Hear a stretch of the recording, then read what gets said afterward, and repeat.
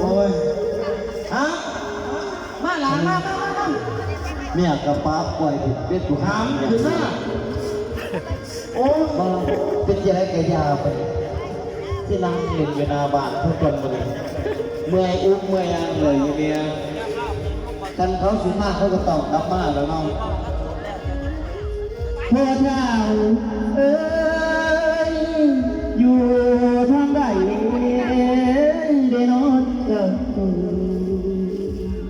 ว่าจะเป็นเสียงลูกอยู่ทางใดได้นอนเจ้าลูกทั้งสามเพื่อนเมาคำว่าเมียดีโนมาทันทีเลยเงินไผ่น้อยไปน้ำหาจนว่าพอทางตัวเธอดีบทสุดกูบอกอยู่มึงอย่าไปมึงก็จะคุ้มยานแต่เขา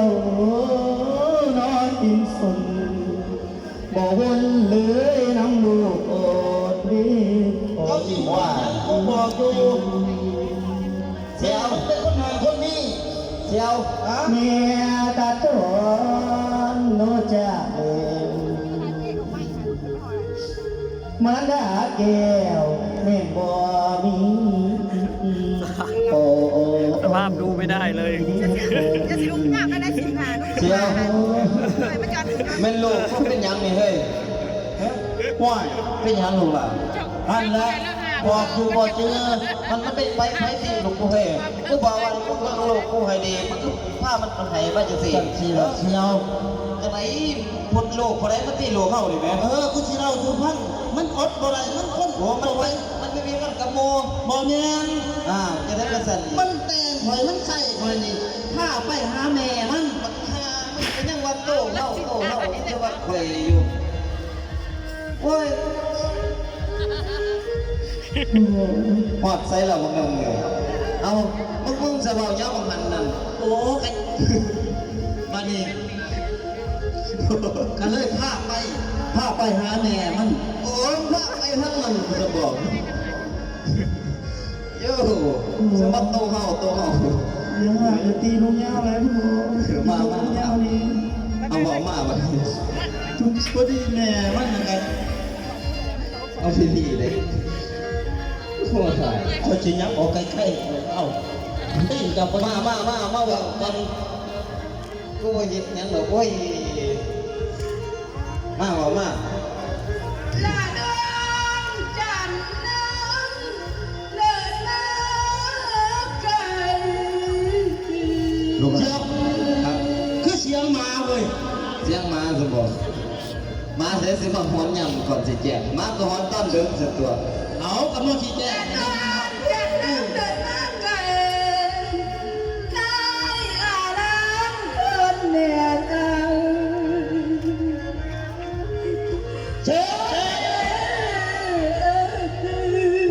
าบ่ายแล้วเนี่ยฮักเดียวเลยบ่ไปไรเนี่ยเสียวมาพี่ลูกละเมียดอกเอ้ยมีบาดสาวเลยนุ่มเข้ามาเล่นมา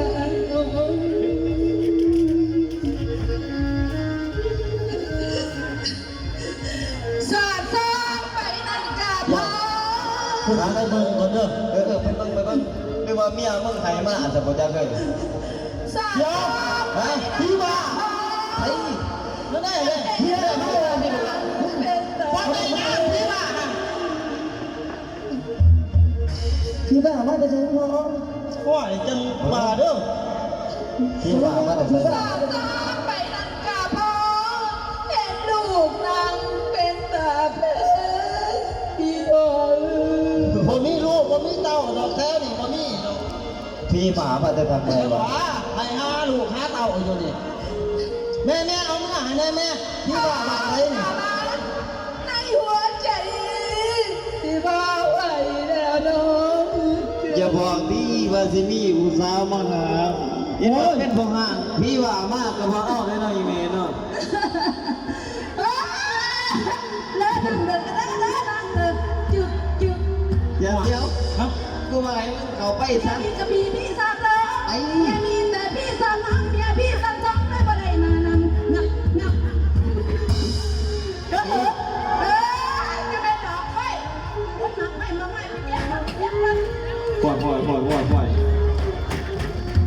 ไหวเสียว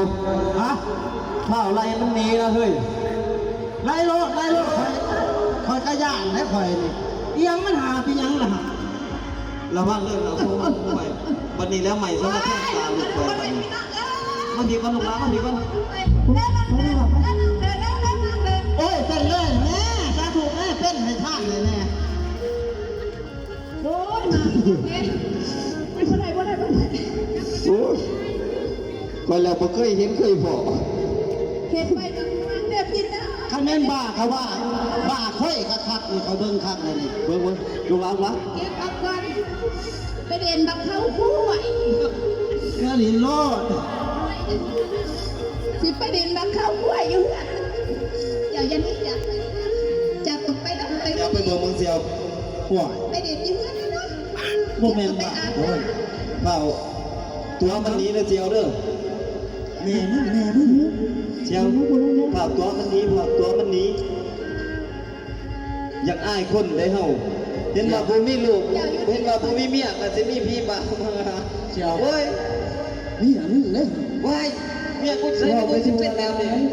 แม่เจ็บเอ จะ ว มีอย่างนี้เขาไม่บอกอย่างนี้นะแม่บ่เชื่อกู มันบ่แม่น แม่ โอ้ยมันจะเถียงกูอยู่เมียกูบ่ได้เป็นจังซี่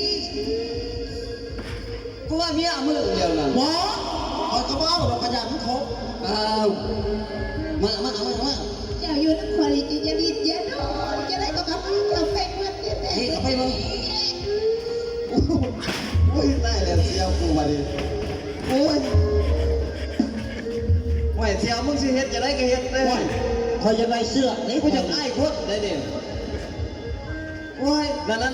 มันจะเอายังไงเอาไปอีกแล้วไปเร็ว ไม่ไปโผล่ขาดตาย แม่มึง ๆว้ายกูว่า แม่มึงรอดแม่มึงมากนี่ร้อนจะได้กูก็ได้เลย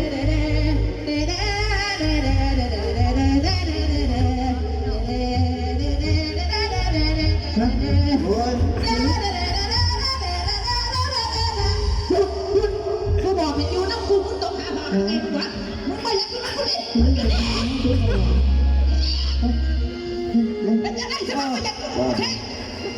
เกิดเช็คขี่ม้ามึงใหญ่เลยเพื่อนคอยพี่น้อง ดูดิ เดี๋ยวโน่นนี่กูแม่ แม่โอ้ยปวดหัวแม่นไปเสียวมาจับไว้ซอยได้หน่อยเสียว เป็นแม่อีหลีป่ะนั่นนี่กูว่ามีลูกมีเต่าแต่สติเลยบ้านแม่พอเกียร์สติเลยนี่ สมังงามดิอย่างไรเพื่อตอนนี้แม่อยู่ทั้งบ้านดิ แม่วางลงก่อนแม่วางลงก่อนมันหนักแม่ ป้าก่อนอันนี้ป้าจ๋า สิบ่มีอีกบ่พี่น้องชาวบ้านเฮ็ดยินดีนะคน นั่ง เดียว ลงตั้งใจซะฮะ แม่ตั้งสติเป็นอย่างนู้ นวดเป็นบ้า เผาไล่มันหนีเลยเสียว ชื่อละบ่นี่ คอยว่าเจ้าก็ว่านะคอย ก็ได้ดอกนั่งเศร้าเมื่อยกว่านี้แม่ เนาะอัน เดี๋ยวไม่เอาแบบแม่ก่อนจะชิมหมวกเลย หมอนาสินมีเช็ดโลดนี่ ชิมมันเป็นจะกินนะ โอ้ยอีแงะอยู่ เสียว ฮะ มึงไปนั่งกินยังอยู่หลังเลย ว่ายมันนั่งปลีอยู่ก็บินไปผลบางอาญาดู ว่าเขาเขา ไล่ทบทวนน้องวันพ่อ โอ้ยมันไห้เดี๋ยวนี้มันเป็นยังหรอ หลายความหลังเล่นครั้งเก่า โอ้ยปล่อยนิดหน่อยมันคือผู้ ไอ้ ชาย แน่ วะ นอมีแต่งานย้ำคิดพอ เชียว บ่มีดวงใจ ตรงนั้น นิดหน่อยมันคือตัวอย่าง เป็นยังก็เป็นเลยนี่มันจิยากแต่ได้กูบอกกันดิ ไปเอาผัวหัวเองโอ้ยก็ยังไม่ตัดสภาพ แม่กับแม่นั่นแหละบ่แม่นนี่อาจจะรอ แม่ อีนวลจันทร์หมอ เป็นยังลูกเหรอ มีนวลอย่างนี้ทุกหมอ ฮะ เดี๋ยวนี้ ต่าง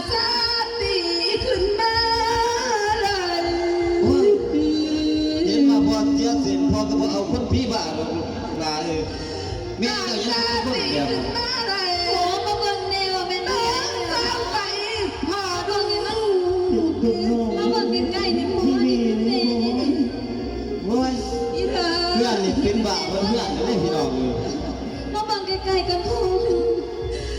ลูกแม่เอ้ยแม่จ้าแม่ได้รับบาดเจ็บตัวแล้วสันกะบ่มี ในนวลจะขาดแล้วพ่อ เคยเชื่อว่าอย่ากลัวเลยพี่อยากไป ว่าจะ จะ ไม่ ผ่านมาแต่กี้อภัยแม่เนี่ยทุนหัว เป็นใจใดเที่ยวนี่จะกลับมาอีหยังล่ะ ผมมีบอกอยู่ของเขา โอ้ยกระชาทูเนี่ยผัวไม่กระไรผัวลูกไม่กระไรลูกมึงน่ะมันบ่ดี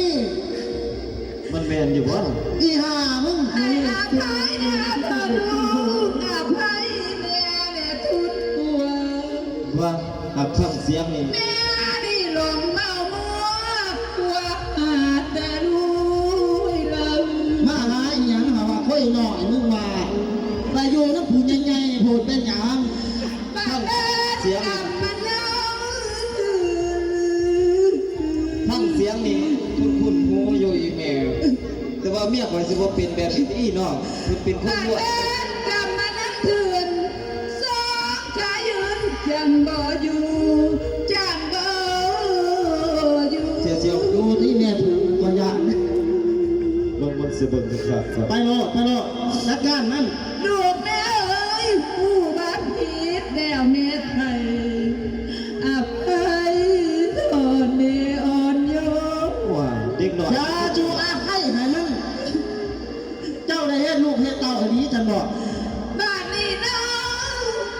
ย้อมือขึ้นเพียพร้อมอ่อนน้อมที่ผัวคนเรา โอ้ยอีแม่เอ้ยคอยว่าแต่ว่าพี่บ้ามาแต่ทางไหน และยาสีสานก็แล้วจงเห็นใจเธอ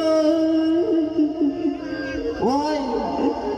จะมาเป็นจังสี่เด้บัดนี้ เอามันผิดกันลูกละ และยาตัดตอนน้อสิทิม มันผิดมันผิด เอ้ยออกมาจังโอ้ยก็แล้วคิดว่าผีบ้า และยาตัดตอนน้อสิทิมเมียก็ยอมอายทุกอย่าง อย่ามาจับเขาเลย อายทุก ส่งให้ยังไม่อยากเพื่อน มันจะนั่งเบิ่ ต้อง งคอยเสยไรนี่เขาขายเขาบดไล่สอบได้ไปสื่อนี่ โอ้เจ้าก็ ว่า เฮ็ด ได้ ได้ เอ้ยทุกบ่มีบ่อนสนจะงูคงบ่เติมมือ เอานั่งกันลูกหลานนั่งกันมาบักละวัน ให้อภัยนะเด้อ อย่าสิมาจับได้โอ้ย ให้อภัยเด้อนะสัมพันธ์ใจอายดีกว่า โอ้ยอีกคนนี่โอ้ยสิได้น้ำหูน้ำตาเด้อน อน เอ้ยเด้อน้อง นอนแม่เจ้าว่างแผนอะไรยังของเจ้านี่นอนเฮ้ยเจ้าคือไม่เห็นจังสี่เฮ้ยเจ้าสมาตัวเอาลูกเจ้าไปบ่เฮ้ย ทางเด็กกี่คนมานะให้ยุบโทษให้น้องนี่เอาดีเสีย ยกโทษยกเทศนิดบัดนอน และนางนี่ทำเกิดวัวว่าทำสัวจนมัวมอง โอ้ยได้ตามบริณาได้หลังได้มีแต่ไข่ ลูกของเราสี่คนให้เบิ่งแย่เลย ห่วยที่คนอายก็เลี้ยงจนใหญ่แล้วลูกของอายเอาเขาเลี้ยงมันเนาะ สี่คนหนีไปตายหน้า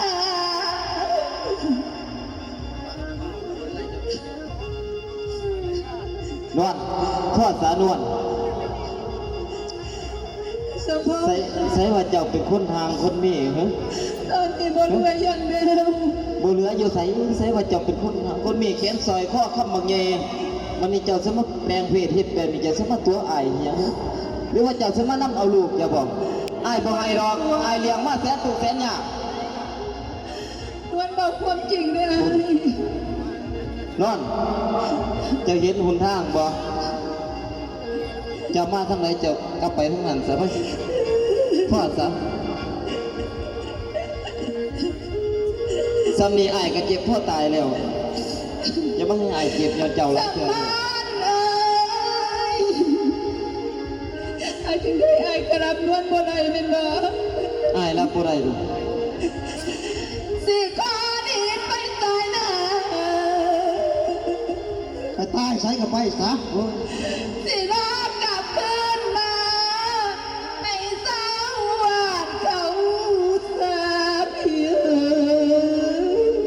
ทอดตาบ้านตัวนี้นั่นแหละอันเจ้าหัน เอ้ยเด้อน้องเขาสิส่งน้ำหาบัดนี้ว่าแต่ผู้ชาย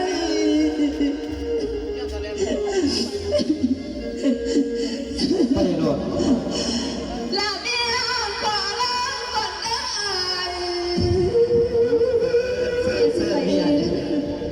กันมากงามๆตะกี้ก็สิเอาอยู่นี่ติ คิดถึงในน้องลาที่ผัวผู้ว่าจะชอบ ยุ่งกับอีเมียไผ่ได้ สัมภาษณ์ใจน้องเดียนน้องสิเฮ ไปเลยนวล ดูแม่ให้ดูดีเลยลูกน้อย ไปซะมันสายไปแล้วอ้ายรับเจ้าบ่ได้ ใจแม่ต่อมา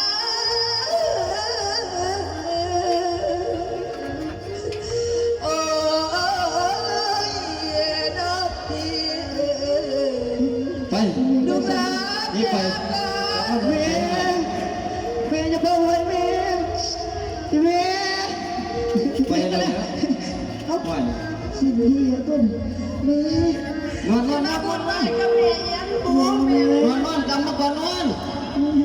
โอ้ยกลับมาก่อนโอ้ยจะไปอะไรตัวนี้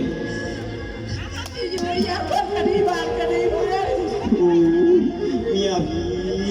อาดูว่าผัวกับกันยอกกันยัง ไอ้ป้าเจ้าอะไรหรอกเอ้ยไปสิไปป้าได้เมียงามปันนี่น้อยแม่ปล่อยว่าเพิ่นบ้านเนี่ยนี้นี่มีแต่เพิ่นผู้เดียวได้นี่งามกว่าหมู่นี่โอ้ย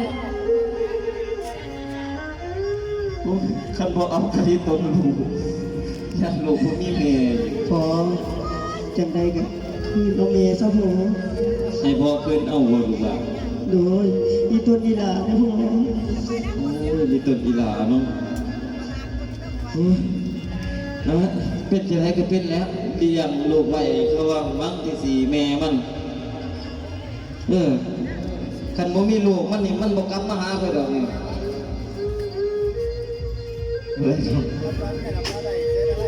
นอน ยังไง เจ้ากลับมาหาอ้ายอีหลีตินอน ก็ทำดีเลยเนาะ โอ้เบิ่งบ่ให้อ้ายนั่งไกลๆนี่ เมาแต่สีหียังอยู่บ่ได้เนาะบ่มุกบ่แง คันว่ากลับมา จะ หา เปื่ ลู อก ยไว้แล้วก็บ่จักค่ะ ว่าโอ้สิมาสร้างว่าเถอะนั่งบัดโอ้ยเพิ่นบ่เอากะลิตนลูก แม่นบ่ว่ามันอยากสีแม่มันบ่ก็บ่ว่าเนาะ ลงหนาลงหลังเสียสินไปอีเมลคิดหลายนวล ยังไง คือจัง วั ว่าน วันคิดฮอดอ่ะ โอ้นวล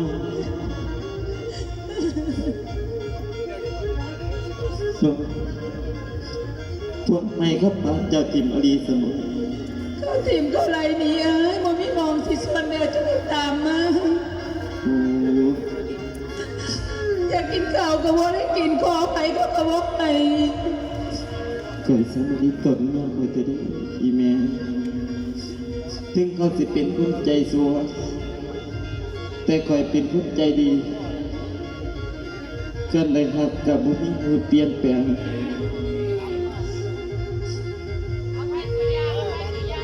โอ้ยนวลเอ่ยนวลพอได้ฟังรอเขาเบา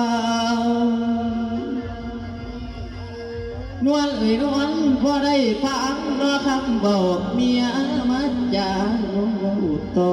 นวลโอ้ยคำเอ้ยคำหูบ่น้องไอ้มีตั้งแต่น้องไอ้มีตั้งแต่น้องโอ้ยมีแก้วแม่นผู้นวลเอ่ยนวลอ้ายเลี้ยงลูกน้อย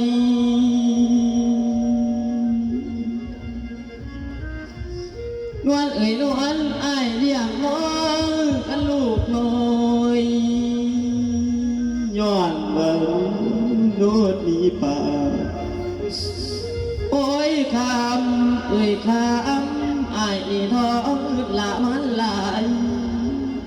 เมื่อเจ้าดีน้องป่าละคำเอ่ยคำนวลไปเอาคนผัวซอนนอนน้ำอายบ่ว่าเดือนวลยุ่งโทษให้นวลเลยนะไอ้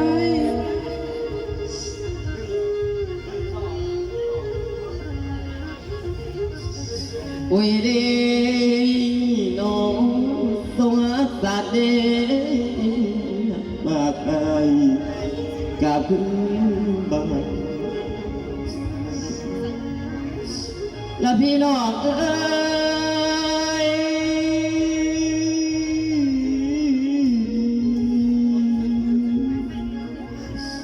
พี่น้องเอ้ยทานบ่เอาลูกกับบ่ได้สงสารลูกอ่อนเบิดหลายปีแม่นั่นเขาไว้นี่ป่าปิ่นกำพอยแต่ยังโดนกับคืนน้ำเมสะพงโอ้ยนวลเอ่ยนวลอ้ายให้อภัยโอ้ยดังนองย้อนว่าเมียแผล ขอบใจด้วย ใจ ไอ้สม อ้าย บูรณ์ ยังคือเก่าเด้อเมียยังหักนวลเรามาเป็นดุมเป็นนี้ โอ้ยเด้น้องให้โยกเย็นลูกกับอายที่สายสอนดอกบัวกันและนางเอ่ยนางให้คิดเห็นน้องลูกน้อยโอ้ยนางเอ่ยนางให้คิดเห็นน้องลูกน้อยกันเจ้าสิหานอดนี่ป่า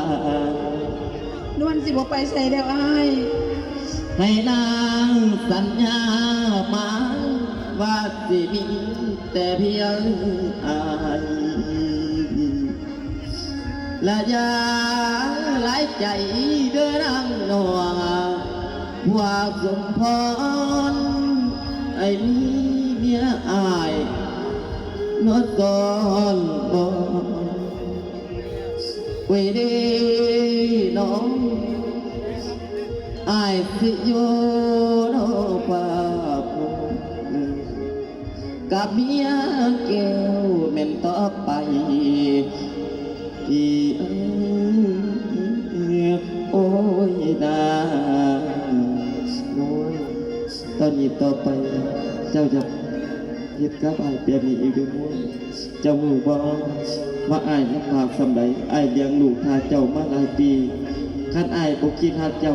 อายไปเอาไม่ก็ได้ได้นวลคือจังซั่นล่ะแม่ถ้าเจ้าคิดบ่ดีพวกลูกถึงเฮาสิไปคือสุยานมันเป็นของนอกกายคันมันสิเป็นของในเฮาบ่ต้องแล่นไปนำเขาเข้าใจบ่ สัมพันธ์เอ้ยขอบใจเลยนะไอ้กว่าเพลงบ่ทิมปล่อย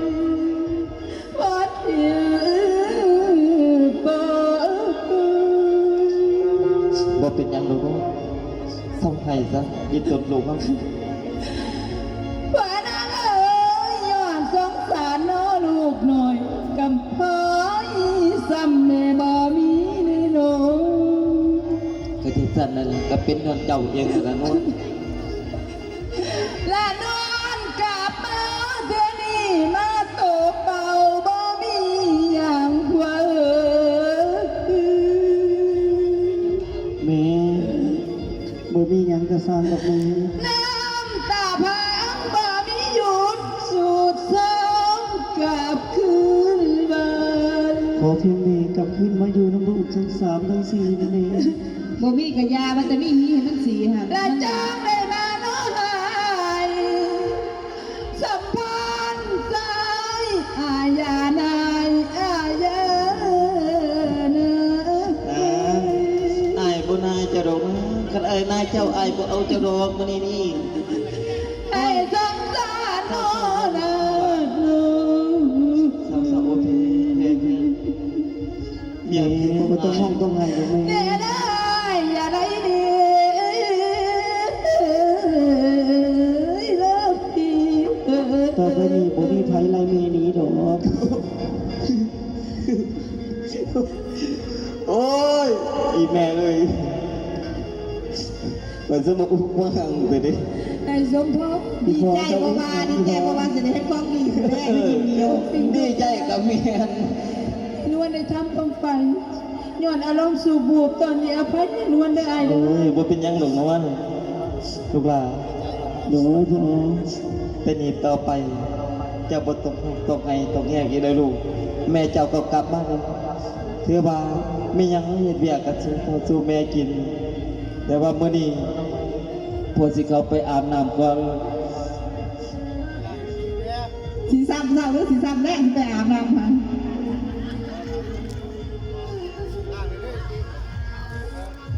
พ่อว่าวันนี้ตกลงว่าพ่อกับแม่สิคืนเอากันคือเก่าแม่นบ่พ่อ โอ้ยคืนตั้งแต่เฮิงพุ่น อย่างพ่อแล้วยิ้มย่อมอยู่แล้วนี่ เออ เพิ่นดีใจหลาย อันมีแต่ว่าพอสิเข้าไปพักผ่อนเด้อ พ่อก็แม่จะเฮ็ดจนหน้าหยอดเต็มเบิดหน้าเวทียังว่าบ่ทันคือกันโคได้ดูก็ได้ ก็ยังว่าจังซี่ที่แล้วอีเมียลูกไปเห็นบ่เห็นหยังมันบ่ฮู้เคยลูกได้ลูก2 3 4คนมีแต่ว่าพ่อกับแม่หยอกกัน นั่นดิล่ะพี่ลูกๆไว้เฮ็ดเพิ่นเย็บเยอะบ่อันนั่งถามพ่ออยู่นี่ก็ได้ลูกละพ่อถามแม่เจ้าก่อนคือมานี่ให้ไปถามเรื่องธุระนำเจ้าเนี่ยเฮ้ย เฮ็ดจักบาทเฮาจะได้ลูกกี่คนน่ะ เฮ้ย ถามคนอย่างอีหยังไอ้สมภพ อันนั้นมันยังคือเก่าอยู่บ่เฮ้ย ยังคือเก่าเดือไว้ให้เจ้าอยู่ได้อาย แฟนอยู่บ่ว่า มันจะบ่ให้คือทางตายเบิดหรือบ่ คอยบอกแล้วว่าให้จะงุบเบิ่งนะ งุ่มเบิ่งเนาะ โอ้ยเบิ่งแต่เบิ่งเสีย มันเสียมันยังยิ้มนึงค่ะนะเอาไปยิงเอานึกก็สอง โอ้ยยังคือเก่า บ่เสียบ่ขายไปทางไหนหรอกไอ้สมภ บ่ พ ยังคือเก่ามาโอ้ยบ่อยากเว้าจังซี่ ความ ติ คิดได้บ่ข้าวได้เนาะ ได้แล้วบ่ยักสิละเอียดอันเฮ้ยเจ้านั่นบ่ต้องไปอ่านนำเด้อ เอาจังไหนสัน ข่อยมากินเก่า เอาจะมาของเรา ข่อยมากินเก่าข่อยสิไปหาข้าวหาน้ำให้เจ้ากินก่อนเด้อเด้อ บ๊ายบาย เจ้าอย่าลืมอย่าสิอาบน้ำได้ข่อยมากินเก่ายังว่า ผัวเผยเดียวกันอาจารย์นักดนตรี